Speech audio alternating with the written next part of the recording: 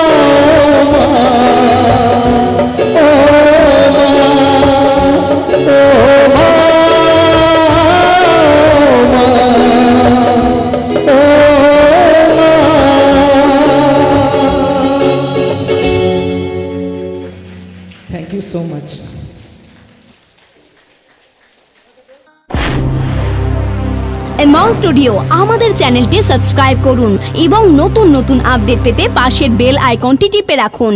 ধন্যবাদ।